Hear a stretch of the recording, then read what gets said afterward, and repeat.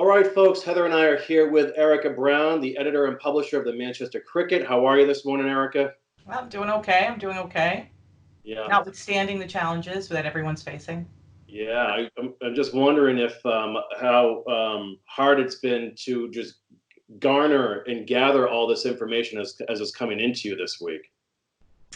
It's been, I mean, we're a tight community.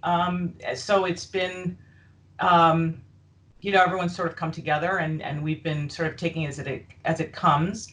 I will say that what we've been dealing with, along with just sort of processing and getting out the right information out to our community as quickly as possible, or in a timely fashion. It's also really struggling with, or not struggling, but refining and thinking clearly about what's the right tone, what's the right information, what's the appropriate information for us to get out to our community, and getting it out there in a timely fashion. Hmm. What what are you hearing in the community? What do you feel as if what are the voices out there? Well, it's interesting. There aren't a lot of voices. What you do is you can see what's going on with the actions. It's that phrase, you know, um, look at what people are doing, and that'll tell you what's going on. Yes, there's sort of people are talking, they're coming together, more in a utilitarian kind of way, sort of practically, what is going on? What do we need to know? What can we do? That kind of thing is in the conversation. But in the actions, I think we're in a community, just like everybody on Cape Ann, is struggling with how to react to the new reality in a way that is tangible, it's going to be effective for them, and it's going to sort of move them forward. And when I say that, I'm talking about not just people hunkering down at home and social distancing and all of the things that they're supposed to do, but also with businesses. Businesses here are, especially downtown businesses. I think of Essex, I think of Manchester. I would imagine the same as in Rockport, places where there isn't necessarily a lot of density, so maybe that's good news for people, individuals. But for businesses, things were already really tenuous anyway because they're living in sort of a digital world where they're fighting a convenience impulse for people to shop at home. And so getting people to come downtown and support your neighbors, and they are your neighbors, and their businesses was already a challenge that they were overcoming and trying to sort of get through, and holding hands together to try to, working together for downtown promotions and things like that. That was already the case. But now imagine what they have to do. And they're responding in ways that are really creative.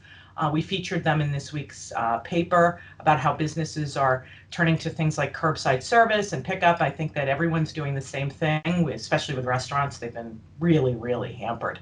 Even body workers, chiropractors, physical therapists, people like that. The gym, I know that the Manchester Athletic Club, and things like that. The Mac's still open, right?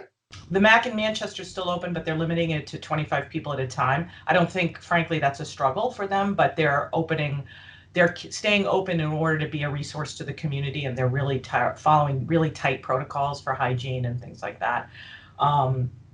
But I think they've closed in Gloucester, and I think they've closed in Beverly.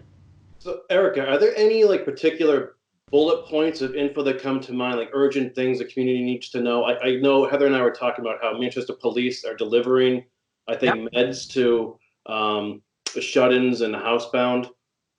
Yeah, I think, that's the one thing that, if I were to give a silver lining, I think that this is prompting this extreme, clear response of people coming together, delivering food. The Council on Aging is doing a great job in adapting in both Essex and in Manchester, the police, things like that. If I were to say bullet points, though, I honestly would focus on the economic crisis that really is preceding the health crisis that we all know could be happening, right? So, we're trying to manage a health crisis, and if we're effective, we won't have a health crisis. I mean, we will, but it will be mitigated dramatically.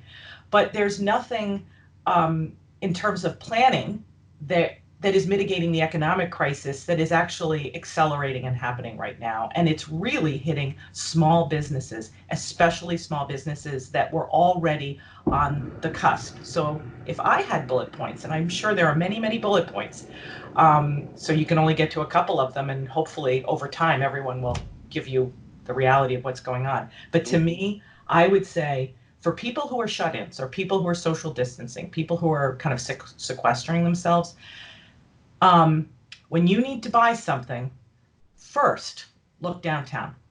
Give a call to Susan Lufkin at the Essex Bird Supply and Pet Supply in Essex, and she will deliver cat food and litter and all those things instead of going to chewy.com. I had a great quote actually from an advertiser, and I'm not going to say who she is because I haven't gotten her permission, but she said something so perfectly yesterday to me. She said, we don't live in Amazon land. We don't live in Amazon, do we? We live in Manchester, or we live in Essex, we live in Gloucester. And that's the truth. Those are our neighbors. So if you want to maybe get takeout once a week, go up to the curbside at Alley's Beach Street Cafe and get yourself a meal. We did that the other night with our family, but a big family meal. It was delicious.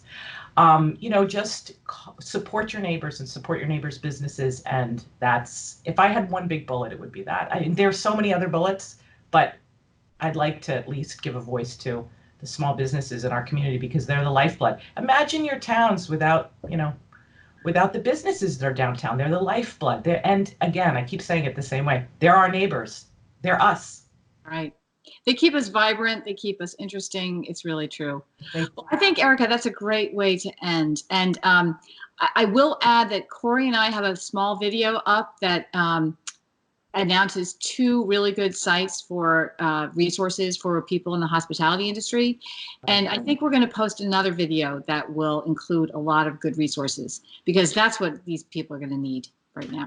We've started a rolling, but we've started a rolling page on our website and in the printed edition that's really about local businesses and how they're specifically adapting. So who's open, under what conditions, will they do delivery? Are they selling gift cards? Do they do curbside pickups? And then, et cetera, for all the businesses. And we're expanding that. We started in Manchester. We're expanding to Essex today and Magnolia, and we'll sort of roll on. So we'll have that as well.